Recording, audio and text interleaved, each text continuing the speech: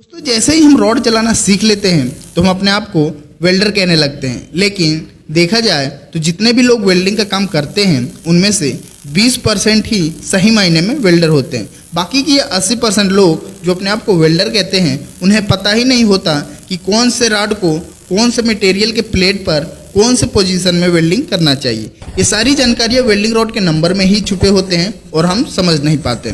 दोस्तों यदि आप भी इन 80% लोगों में से हैं तो इस वीडियो को कंप्लीट देखिए, वरना आप इस भ्रम में ही रहेंगे कि आप एक वेल्डर हैं। दोस्तों अलग अलग धातुओं के लिए अलग अलग वेल्डिंग के रॉड होते हैं, जैसे MS, SS, copper, GI, CI इत्यादि, और इन सब रॉड पर अलग अलग नंबर लिखा होता है, जिसका क्या मतलब होता है समझते हैं।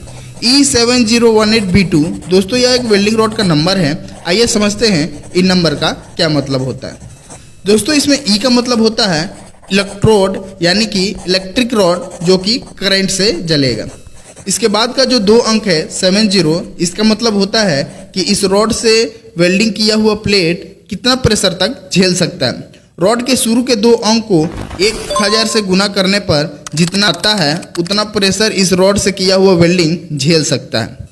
जैसे हमारे रॉड का शुरुआती 2 अंक है 70 और इसमें हम 1000 से गुना करेंगे तो हो जाएगा 70,000, यानी कि इस रॉड से किया हुआ वेल्डिंग 70,000 PSI तक झेल सकता है। दोस्तों यदि किलोग्राम सेंटीमीटर स्क्वायर में देखा जाए तो 1 किलोग्राम सेंटीमीटर स्क्वायर बराबर 14.22 सेंटीमीटर स्क्वायर होता है। 7018 से मारा हुआ वेल्डिंग 2922 kg सेंटीमीटर स्क्वायर तक प्रेशर झेल सकता है। दोस्तों वेल्डिंग रॉड का तीसरा अंक बताता है कि इस रॉड को कौन कौन से पोजीशन में वेल्डिंग करने के लिए बनाया गया है। दोस्तों यदि वेल्डिंग रॉड का तीसरा अंक 1 है तो आप इसे कोई भी पोजीशन में वेल्डिंग कर सकते हो। यदि वेल्डिंग रॉड का तीसरा अंक 2 है तो फ्लैट और हॉरिजॉन्टल वेल्डिंग कर सकते हो। यदि वेल्डिंग रॉड का तीसरा अंक 3 है तो इसे केवल फ्लैट वेल्डिंग कर सकते हो, और यदि वेल्डिंग रॉड का तीसरा अंक 4 है तो इसे आप flat, horizontal, vertical down and overhead welding कर सकते हो। दोस्तों यदि आप इस नंबर में बताए गए पोजीशन के हिसाब से वेल्डिंग नहीं करते हो और कोई भी पोजीशन में वेल्डिंग मारते हो तो उस स्थिति में वेल्डिंग के क्रैक होने के चांसेस ज़्यादा रहता है और इसमें आप कंपनी को शिकायत भी नहीं कर सकते हो। दोस्तों वेल्डिंग रॉड का चौथा अंक बताता है कोटिंग और करंट के बारे में। कोटिंग का मतलब होता है कि इस वेल्डिंग रॉड में जो मसाला लगाया गया है वह कौन से धातु का बना है, और करंट का मतलब होता है कि इस वेल्डिंग रॉड को कौन से करंट पर जलाना है, AC करंट या DC करंट।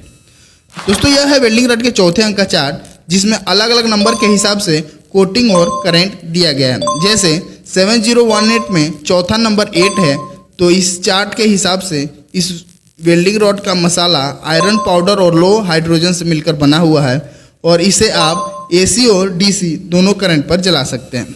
दोस्तों वेल्डिंग नंबर के बाद जो अल्फ़ाबेट होते हैं वो बताते हैं कि यह वेल्डिंग रॉड किस मटेरियल से मिलकर बना हुआ है। यह है इसका चार्ट। यदि आप इन सब चीज़ों को पहले से जानते थे तो आप उन 20% लोगों में से हैं जो सही मायने में वेल्डर हैं, और जिन्हें इन सब चीज़ों की जानकारियाँ नहीं थी अब वह भी 20% वाले कैटेगरी में आ चुके हैं। दोस्तों इसी तरह मैंने बेयरिंग नंबर के ऊपर भी 2 वीडियो बनाई हैं, इसे भी आप चैनल विजिट करके देख सकते हैं।